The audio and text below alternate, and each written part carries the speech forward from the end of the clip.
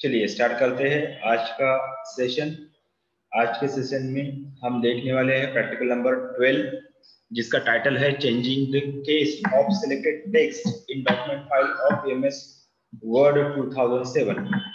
उसके बाद हम कवर करने वाले हैं प्रैक्टिकल नंबर 13, जिसका टाइटल है using subscript and superscript in document file of MS word 2007। इन दोनों को कवर करने से पहले लास्ट लेक्चर में हमने जो डिस्कस किया था उसका 1 मिनट में रिवीजन कर देंगे, ठीक है।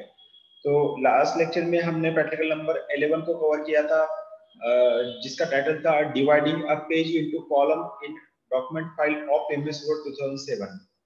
हमने कल देखा था, मैंने कल आपको एक डेमो दिखाया था कि एक जो पेज होता है वर्ड फाइल में, जो एक पेज होता है, उस पेज को आप बहुत सारे साइज में या ब्लॉक में आप उसको डिवाइड कर सकते हो। ओके, किसी एक पेज को डिवाइड करना कैसे किया जाता है, क्यों किया जाता है, इसके बारे में कल हमने डिटेल में डिस्कस किया था। फिर भी ये थ्योरेटिकल पार्ट जो है ये हमारा डिस्कशन रह गया था। स्टेप्स को जानना कल बाकी था, टाइम कम होने के कारण हमने ये नहीं लिया था, मगर आज इसको कवर कर देंगे, ठीक है। और उसके बाद हमने कल के लेक्चर में प्रैक्टिकल नंबर 10 को कवर किया था, जिसका टाइटल था inserting table in document file of MS word 2007।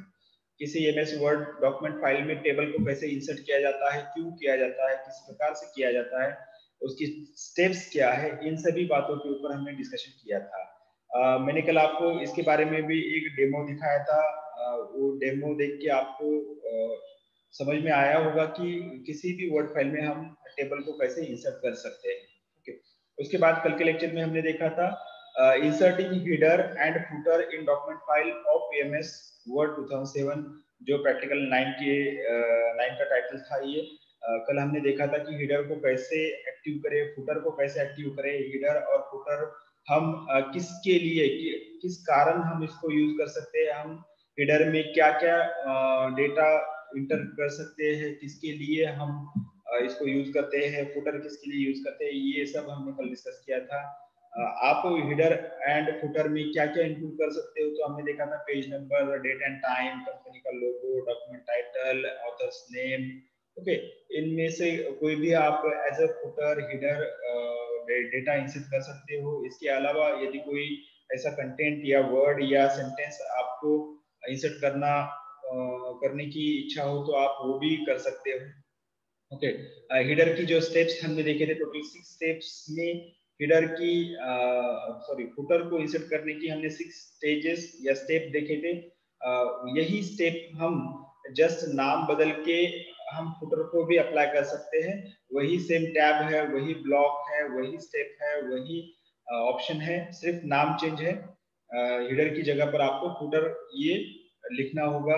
तो कैसे लिखना है ये भी मैंने कल आपको बताया था। उसके बाद ये जो बॉर्डर और शेडिंग, तो इससे पहले वाले लेक्चर में हमने इसको कवर किया था, ठीक है।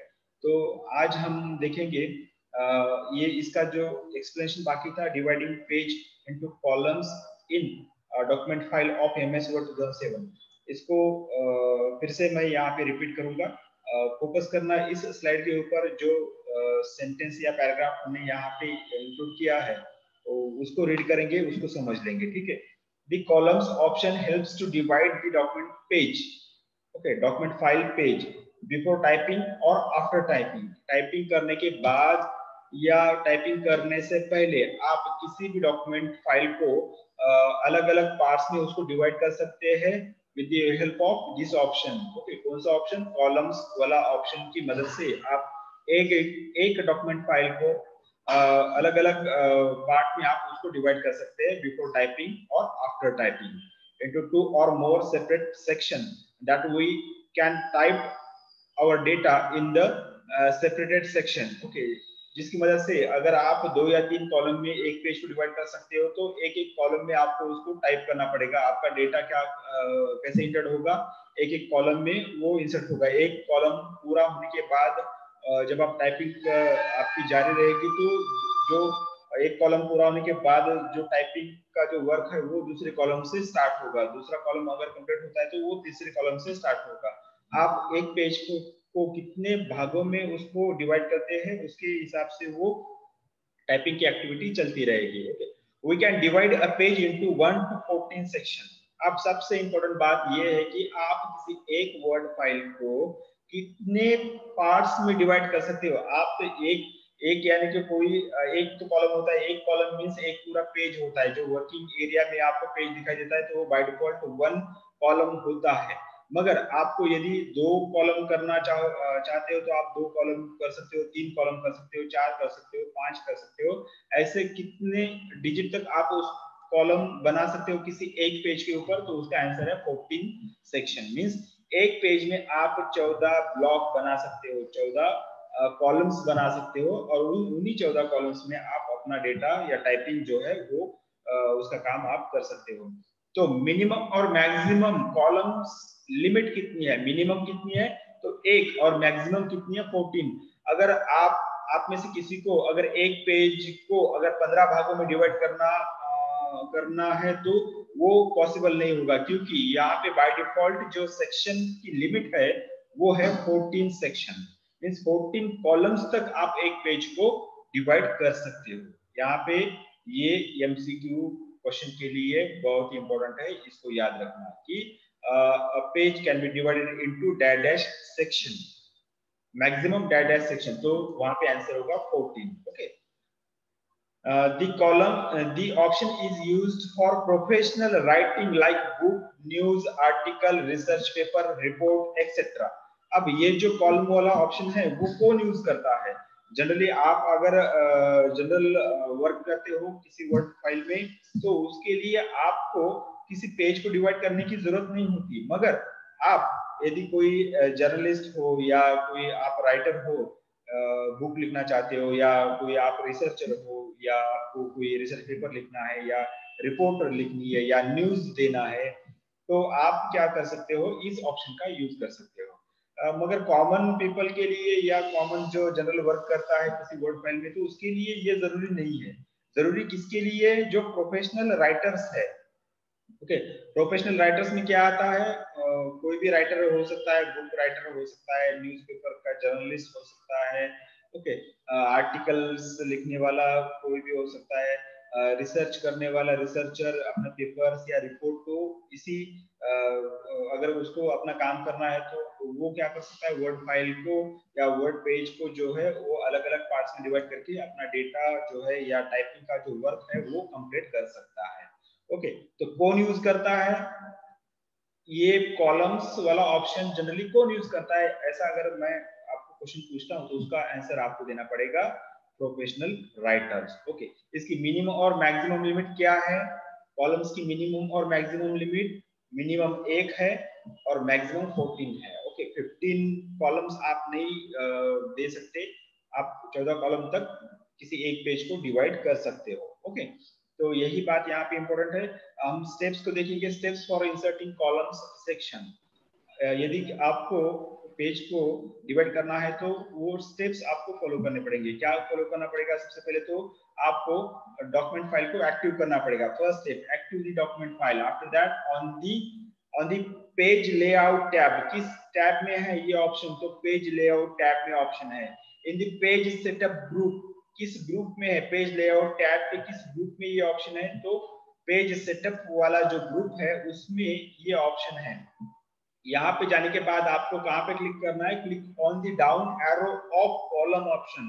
कॉलम ऑप्शन जो पेज सेटअप ग्रुप में है वहां पे जो कॉलम ऑप्शन है उस पर एक डाउन एरो बटन है, उस डाउन एरो बटन पर आपको क्लिक करना पड़ेगा।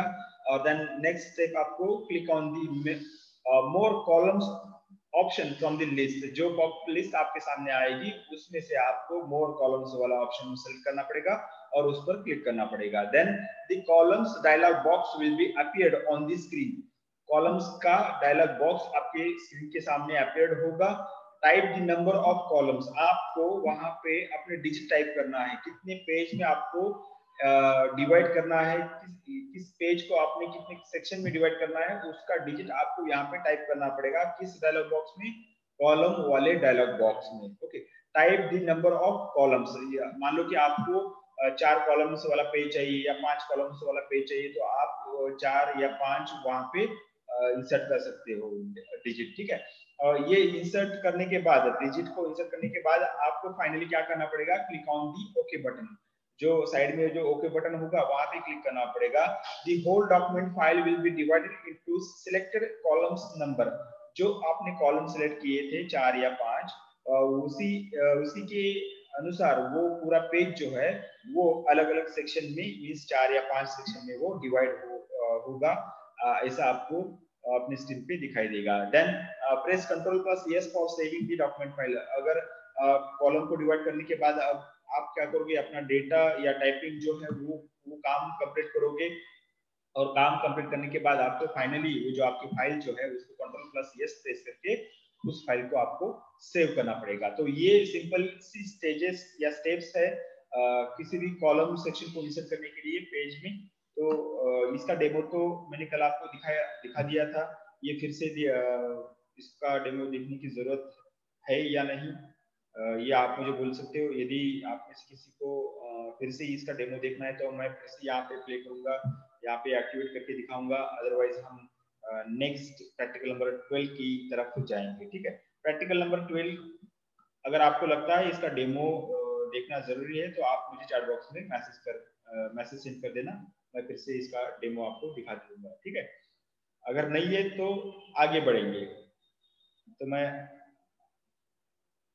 मैसेज चैट बॉक्स में आप सेंड कर सकते हो। डेमो अगर फिर से दिखाने की जरूरत है तो मैं आपको यहाँ से फिर से वही एक्टिविटी जो स्टेप्स है यहाँ पे फॉलो करके दिखाऊंगा।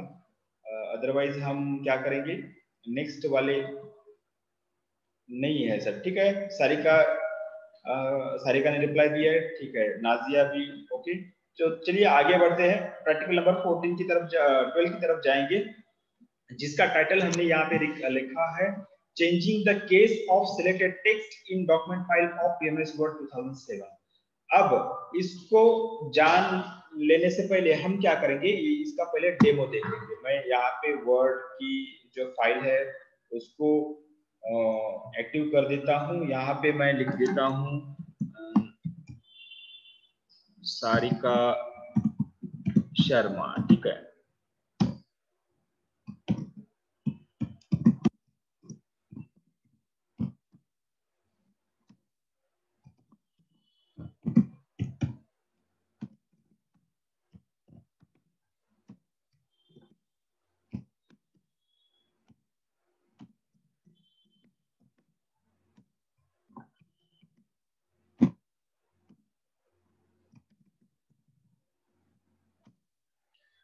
ठीक है, आप में से कुछ लोगों के नाम मैंने यहाँ पे लिख दिए हैं, 1 नंबर पे, 2 नंबर पे, 3 नंबर पे, ठीक है। तो इसको मैं क्या कर देता हूँ, 1 नंबर देता हूँ, और इसको 2 नंबर देता हूँ। नेक्स्ट जो नाम है उसको मैं 3 नंबर देता हूँ, और 4 नंबर साक्षी को देता हूँ, और चेतन को 5 नंबर देता हूँ, ठीक है। अब यहाँ पे इसको आपको थोड़ा सा अच्छा दिखे इसलिए मैं इसकी साइज को बढ़ा देता हूँ, ओके। सभी को दिखाई दे रहा है ये, ठीक है। अब आप ऑब्जर्व करना मैं यहाँ पे क्या एक्टिविटी कर रहा हूँ। मैंने सबसे पहले तो आप में से कुछ लोगों के नाम यहाँ पे लिख दिए हैं। अब मैं एक ऑप्शन को यहाँ पे एक्टिवेट करूंगा। आप में से कोई भी जिसको समझ में आएगा वो क्या करेगा, अपने साइड का साउंड जो है वो अनम्यूट करेगा और मेरे साथ डायरेक्टली वो कम्युनिकेट करेगा, ठीक है। तो मैं सबसे पहले जो सारिका का नाम लिखा है उसको सिलेक्ट करता हूं, और बाद में एक यहाँ पे एक ऑप्शन को एक्टिवेट करता हूं। तो क्या चेंज हुआ है, इससे पहले क्या था और वो ऑप्शन पर क्लिक करने के बाद क्या हुआ है।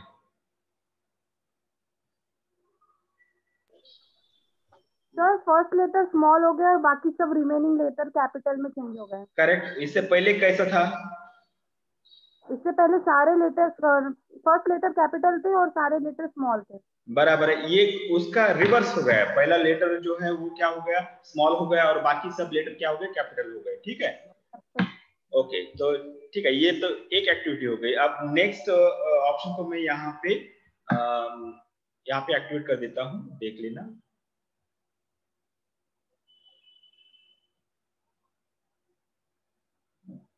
अब क्या हो गया? इसमें सारे लेटर्स कैपिटल हो गए सर। इसमें सारे लेटर्स कैपिटल हो गए। इससे पहले कैसे था? इसके पहले सिर्फ फर्स्ट लेटर कैपिटल था, बाकी सब नॉर्मल थे।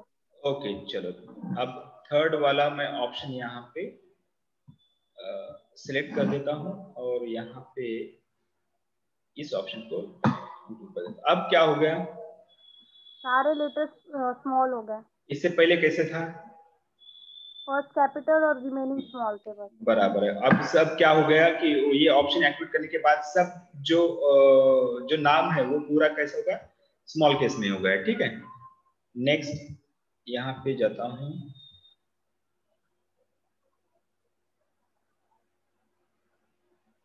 अब ये तो ऑलरेडी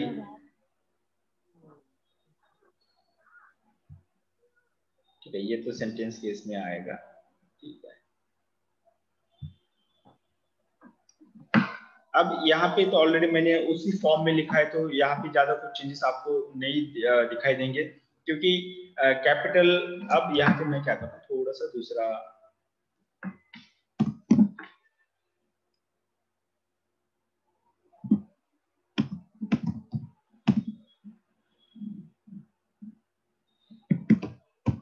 मैं कुछ इसको ऐड किया है, कुछ तो भी लिखा है। अब देख लेना इसको कैसे इफेक्ट होता है। अब क्या हुआ है, हर वर्ड का जो पहला कैरेक्टर है वो कैपिटल हो गया। इससे पहले कैपिटल नहीं था। हर वर्ड का पहला जो कैरेक्टर है, यहाँ पे साक्षी का एस कैपिटल हो गया, इस सरनेम का ए कैपिटल हो गया, फ्रॉम का एफ कैपिटल हो गया और वनी का डब्ल्यू कैपिटल हो गया। इससे पहले वैसा नहीं था। तो इसको कहा जाता है चेंज केस। ये जो ऑप्शन आपको यहाँ पे दिखाई दे रहा है होम टैब में, फॉन्ट ब्लॉक में, ये जो ए बड़ा और ए छोटा, ये जो ऑप्शन दिखाई दे रहा है, इस ऑप्शन को कहा जाता है change case option.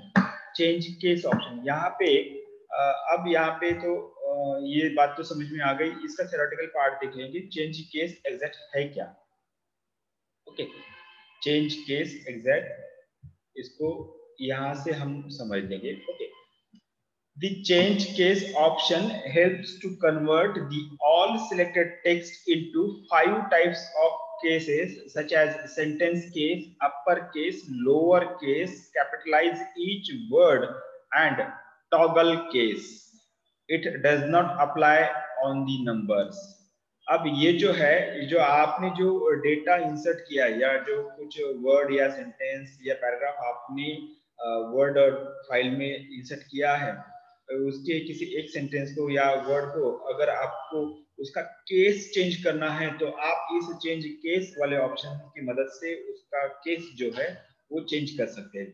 Generally change case कितने टाइप का है, ये एमसीक्यू के लिए इंपॉर्टेंट क्वेश्चन है कि एमसीक्यू के लिए आपको पूछा जाएगा कि टोटल नंबर ऑफ केसेस कितने हैं, चेंजेस की केसेस के कितने ऑप्शंस है। तो 5 अलग अलग प्रकार के यहाँ पे चेंज केस होते हैं।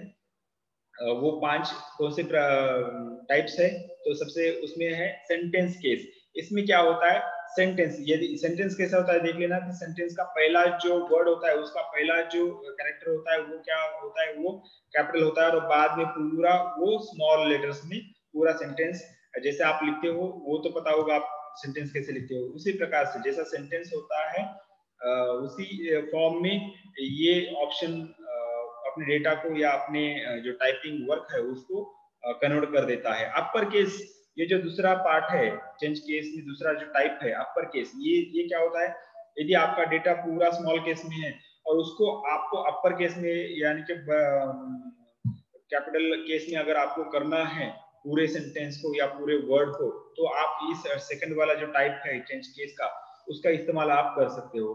थर्ड जो है इसके अगेंस्ट है, अपर केस के अगेंस्ट लोअर केस है। यदि आपके पास पूरा डेटा कैपिटल फॉर्म में है या कोई नाम आपको पूरा कैपिटल फॉर्म में है, उसको यदि आपको स्मॉल फॉर्म में करना है, लो केस में करना है, तो आप जो इस चेंज केस का थर्ड वाला जो टाइप है लोअर केस, उसको आप यूज कर सकते हो। लोअर केस से पूरा, अब यहाँ पे डेमो में आपको वो समझ में आया होगा कि कैसे हम उसको चेंज किया था लोअर केस में, ठीक है। जो फोर्थ वाला टाइप जो है कैपिटलाइज ईच वर्ड, ये ऑप्शन एक्टिव करने के बाद क्या होगा कि चाहे वो आपका एक वर्ड हो या पूरा सेंटेंस हो या पूरा पैराग्राफ हो, हर वर्ड का, सेंटेंस का, पूरा पैराग्राफ का हर वर्ड का पहला जो अक्षर है वो कैपिटल हो जाएगा।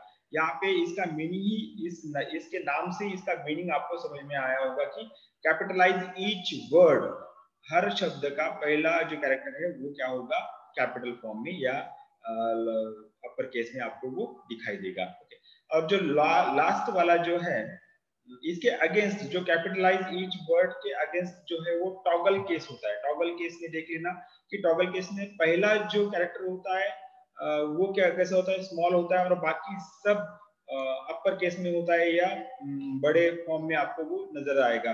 यहाँ पे उसका जो टॉगल केस का जो नाम है मैंने उसी फॉर्म में यहाँ पे लिखा है। जैसे आपको यहाँ पे ये फॉर्म दिखाई दे रहा है, उसी फॉर्म में आपका सेंटेंस हो, आपका वर्ड हो या आपका पूरा पैराग्राफ हो, वो इसी फॉर्म में कन्वर्ट हो जाएगा यदि आप टॉगल केस वाला ऑप्शन को एक्टिव करते हो तो। ओके, अब सबसे इम्पोर्टेंट बात तो ये है कि ये जो के चेंज केस वाला जो एटम है या जो ऑप्शन है वो किसी नंबर पे अप्लाई नहीं होता है। सबसे इम्पोर्टेंट बात यही है। इसमें एमसीक्यू के लिए क्वेश्चन पूछा जा सकता है कि जो चेंज केस वाला ऑप्शन है ये एप्लीकेबल नहीं होता है। एप्लीकेबल नहीं होता है, किसके ऊपर एप्लीकेबल नहीं होता है, तो नंबर्स के ऊपर एप्लीकेबल नहीं होता है। चेंज केस के बारे में आपको एमसीक्यू के लिए दो मेन सबसे अहम बातें यहाँ पे ध्यान रखनी है कि इसके टोटल टाइप्स कितने हैं। चेंज केस के टोटल टाइप्स कितने हैं, 5। वो कौन से हैं, sentence case, upper case, lower case, capitalize each word and toggle case. ये 5 तो टाइप्स हो गए। उसके बाद ये नंबर पे अप्लाई नहीं होता, ये भी याद रखना है, ठीक है। तो इसको अप्लाई करने के लिए हमने स्टेप्स फॉलो करेंगे। कैसे स्टेप्स फॉलो करेंगे, टोटल 7 स्टेप्स की मदद से हम चेंज केस को लिख सकते हैं, इसको एक्टिव कर सकते हैं। कैसे, देख लेना। ओके, चेंज केस की जो शॉर्टकट की है शिफ्ट प्लस F3। यहाँ पे मेरे फंक्शंस की, मेरे लैपटॉप की फंक्शंस की प्रॉपरली वर्क नहीं करती, इसलिए मैंने यहाँ पे आपको नहीं दिखाया इसकी शॉर्टकट की। तो अगर आपका पास सिस्टम है, कीबोर्ड है, तो आप शिफ्ट प्लस F3 प्रेस करके भी चेंज केस ये ऑप्शन एक्टिवेट कर सकते हो अपने साइड से, ठीक है। तो इसकी स्टेप बाय स्टेप हम यहाँ पे डिस्कशन करेंगे। यदि आपको इस चेंज केस को एक्टिव करना है तो वो आप किस प्रकार से एक्टिव कर सकते हो। सबसे पहले स्टेप क्या होगी, select the all text which you want to change the case. आप क्या करते हो, वर्ड डॉक्यूमेंट फाइल में अगर टाइपिंग का काम करते हो, उसमें से किसी एक सेंटेंस को, एक वर्ड को या पूरे पैराग्राफ को यदि आपको केस चेंज करना होगा तो आप सबसे पहले क्या करोगे, उसी पर्टिकुलर सेंटेंस को, वर्ड को या पैराग्राफ को सबसे पहले आपको सेलेक्ट करना पड़ेगा। सेलेक्ट करने के बाद क्या करना पड़ेगा, सेकंड नंबर स्टेप जो है वो आपको फॉलो करनी पड़ेगी। क्या है सेकंड नंबर, वो जो है ऑन दी होम टैब में इन दी फॉन्ट ग्रुप, होम टैब में जो फॉन्ट ग्रुप है उसमें एक चेंज केस वाला ऑप्शन है, उसके डाउन एरो बटन पर आपको क्लिक करना पड़ेगा। Click on the down arrow of change case option. कहाँ पे है, होम टैब में। किस ग्रुप में है, तो फॉन्ट ग्रुप में है। ओके, तो ये या इसके डाउन एरो बटन पर क्लिक करने के बाद आपको क्या करना पड़ेगा, थर्ड वाली स्टेप जो है वो फॉलो करनी पड़ेगी। The case list will be drop down, जो केस की जो लिस्ट है वो नीचे आ जाएगी। The list include 5 types of cases. उस लिस्ट में 5 अलग अलग प्रकार के जो केसेस है वो आपको देखने को मिलेंगे। उसमें सबसे पहला जो है सेंटेंस केस। सेंटेंस केस में क्या होता है, it converts the first word of selected each sentence into the capital letters and other word into lower case. जो अभी सारिका ने कहा था वही बात यहाँ पे लिखी है मैंने। इट कन्वर्ट, सेंटेंसेस क्या करता है, it converts the first word जो होता है वो कन्वर्ट करता है of selected each sentence into the capital letter में वो कन्वर्ट कर देता है, एंड बाकी की जो वर्ड है वो लोअर केस में एज इट इज वो रख देता है। अगर कैपिटल में है तो उसको कन्वर्ट कर देगा लोअर केस में। नेक्स्ट केस जो है वो है लोअर केस। लोअर केस क्या करता है? It converts the selected text into lower case. जो आपने सिलेक्ट किया है टेक्स्ट को, सेंटेंस हो, पैराग्राफ हो, तो वो सभी को जो सिलेक्ट किया है उसको क्या करेगा? कन्वर्ट करेगा लोअर केस में। ओके, इसके अगेंस्ट जो अपर केस है, it converts the selected text into upper case. जो सेंटेंस पैराग्राफ आपने सिलेक्ट किया है उस सभी को वो कन्वर्ट कर देगा अपर केस में। कौन सा ऑप्शन? अपर केस वाला ऑप्शन। ठीक है। Next, capitalize each word, it converts the each word of the sentence into capital letters. कोई भी सेंटेंस हो या वर्ड हो, उसका पहला जो वर्ड होता है वो कैपिटलाइज में कन्वर्ट करने का काम जो है वो कैपिटलाइज ईच वर्ड वाला ऑप्शन कर देता है। नेक्स्ट जो फिफ्थ वाला टाइप है टॉगल केस। टॉगल केस क्या करता है? It converts the each letters of the word into lower case. हर एक वर्ड का पहला जो लेटर है उसको स्मॉल केस में या लोअर केस में कन्वर्ट करने का काम जो है वो टॉगल केस इस ऑप्शन द्वारा किया जाता है। ओके, ये इनमें से कोई भी एक केस को सेलेक्ट करने के बाद आपको अगली स्टेप करनी पड़ेगी, select and click on the type of case. इस 5 में से किसी एक को आपको सेलेक्ट करना पड़ेगा और उसके ऊपर आपको क्लिक करना पड़ेगा। जैसे ही आप क्लिक करते हो, the selected text will be converted into selected case. जो आपने सेलेक्ट किया हुआ टेक्स्ट है, जो आपने सेलेक्ट किया हुआ वर्ड है या सेंटेंस है, वो ऑटोमेटिकली वो क्या होगा? वो 5 में से जो आपने सेलेक्ट किया है उस केस में कन्वर्ट हो जाएगा। Next, press Ctrl+S for saving the document file. यदि आपका चेंज केस का पूरा एक्टिविटी कंप्लीट होता है तो आपको फाइनली क्या करना पड़ेगा? आपकी जो फाइल है उसको Ctrl+S प्रेस करके सेव करना पड़ेगा।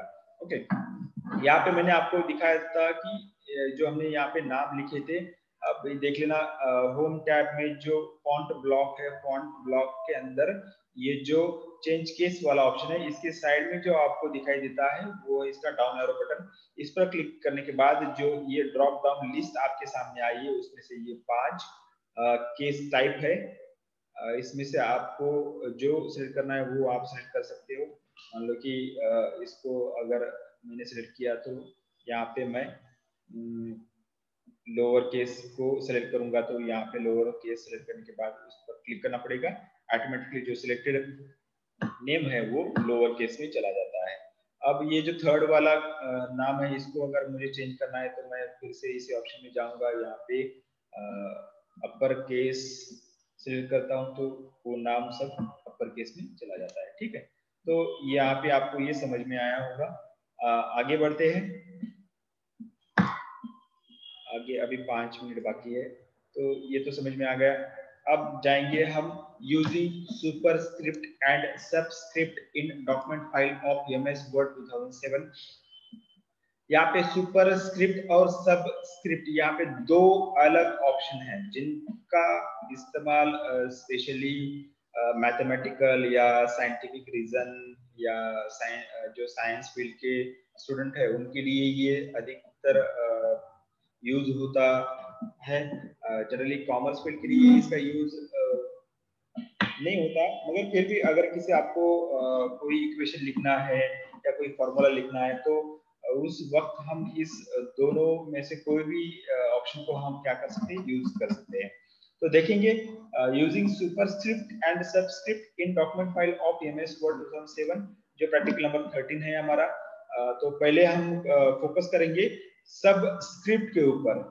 सबस्क्रिप्ट का जो शॉर्टकट की है Ctrl+sign। ओके, इस ऑप्शन को एक्टिवेट करने के लिए जो शॉर्टकट की है वो क्या है? Ctrl+sign।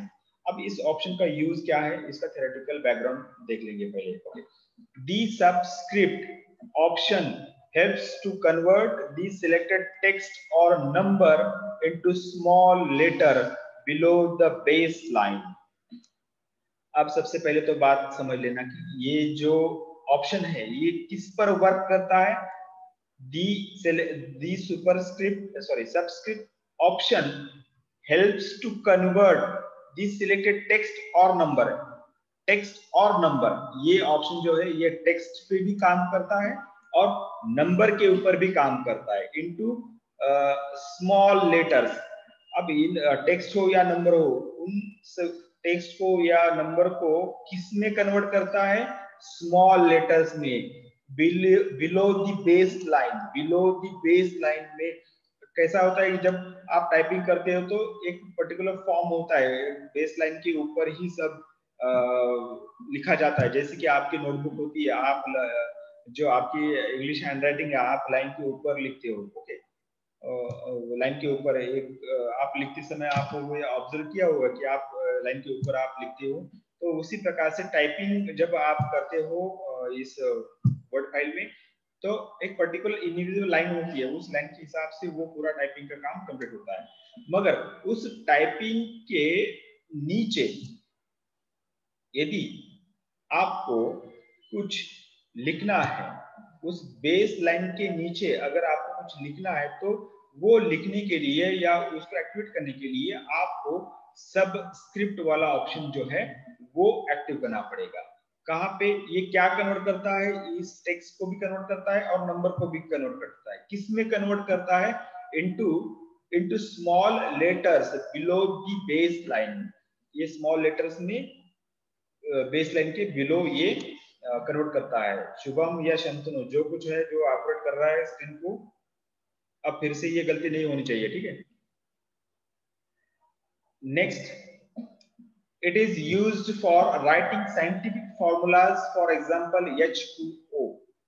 अब ये जो ऑप्शन है ये साइंटिफिक फॉर्मूला हो या मैथमेटिकल फॉर्मूलाज हो, इनको लिखने के लिए इसका यूज किया जाता है। जैसे कि H2O, ये जो फॉर्मूला है H2O, यहाँ पे जो 2 आपको दिखाई दे रहा है, ये जो 2 है, ये 2 बेस लाइन के नीचे लिखने के लिए इस सब स्क्रिप्ट वाला ऑप्शन हमने एक्टिव किया है, तब जाके ये जो 2 है ये H के नीचे मींस जो HO की जो बेस लाइन है उसके नीचे आपको ये दिखाई दे रहा है। Here number 2 is in the form of subscript. यहाँ पे जो 2 दिखाई दे रहा है आपको, ये जो 2 है इसको कहेंगे आप subscript, okay. Here number 2 is in the form of superscript, it applies on the both text and numbers, okay। यहाँ तो कुछ समझ में आ गया।